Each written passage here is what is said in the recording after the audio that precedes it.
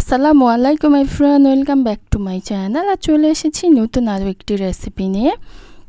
আশা করছি আমার আজকের এই সহজ রেসিপিটাও আপনাদের ভালো লাগবে। আজ রান্না করব আমি হাতে মেখে খুবই সহজভাবে গরুর মাংস ভুনা। মূল রেসিপিতে আমি চলে যাব এখন। প্লিজ ভিডিওটা দেখার আগে একটি লাইক দিয়ে দিবেন। এখানে আমি গরুর মাংস নিয়েছি 4 কেজি পরিমাণে, হাড় চর্বি সহ নিয়েছি আর ধুয়ে নিয়েছি মাংসগুলো আর রেগুলার কাট করে নিয়েছি। এখন দিয়ে দিচ্ছি মরিচের গুঁড়ি আমি এখানে 3 টেবিল চামচ পরিমাণে, ঝাল যে যেমন খেতে পছন্দ করেন। হলুদের গুঁড়া দিয়েছি 2 টেবিল চামচ পরিমাণে। দিয়েছি আমি জিরা গুঁড়া এখানে 4 টেবিল চামচ পরিমাণে জিরা গুঁড়া দিয়েছি। আর দিয়েছি গরম মশলা বাটা 1.5 টেবিল চামচ পরিমাণে, আমি মশলাটা বেটে দিয়েছি। আদা রসুন বাটা দিয়েছি 4 টেবিল চামচ পরিমাণে। এখন দিয়েছি এখানে আমি ধনিয়া গুঁড়া 2 টেবিল চামচ পরিমাণে। দিয়ে দিচ্ছি লবণ স্বাদ মতো। পেঁয়াজ কুচি দিয়েছি এখানে হাফ কেজি পরিমাণে। রান্নার তেল দিয়েছি এখানে 1 কাপ পরিমাণে। আর এখন হাতে আমি ভালো করে মশলাগুলা মেখে নেব মাংসের সাথে।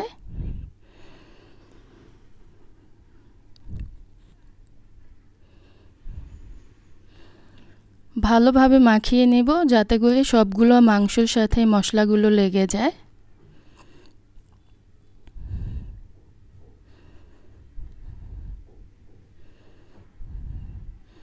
সবগুলা মাংস আমি মেখে নিয়েছি। এখন আমি চুলাতে বসিয়ে দেব। চুলাটা অন করে একটা ঢাকনা দিয়ে ঢেকে দিচ্ছি। 10 মিনিট পরে ফিরে এসেছি। বলক উঠে এসেছে আর যে পানি উঠে এসেছে এই পানিতেই কিন্তু মাংসগুলো কষানো হয়ে যাবে।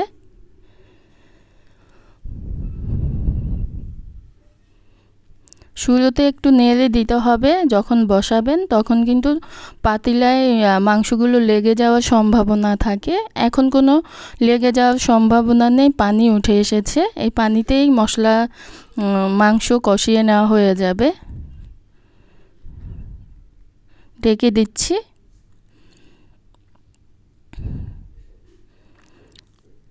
আমি হাই হিটে রেখে রান্নাটা করে নিচ্ছি।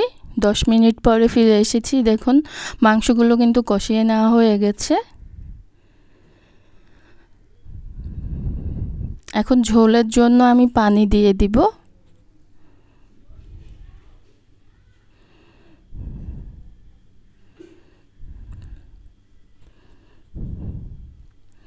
ঝোলটা যেমন রাখতে চান সেই অনুযায়ী পানিটা দিয়ে দিবেন।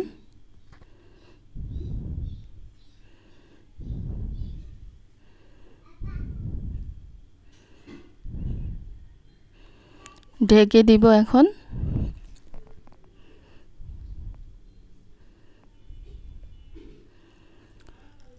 এই তো আমার মাংস রান্না কিন্তু হয়ে গেছে। এই ঝোলটাই আমি রাখতে চাচ্ছি, আর শুকিয়ে নেব না। এখন আমি চুলাটা অফ করে মাংসগুলোকে নামিয়ে নিব।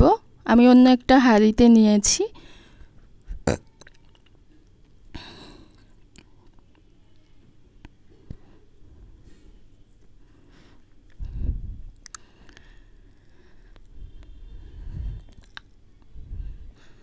আশা করছি আমার আজকের এই সহজ রেসিপিটা আপনাদের ভালো লেগেছে। ভালো লেগে থাকলে প্লিজ একটি লাইক দিয়ে দিবেন।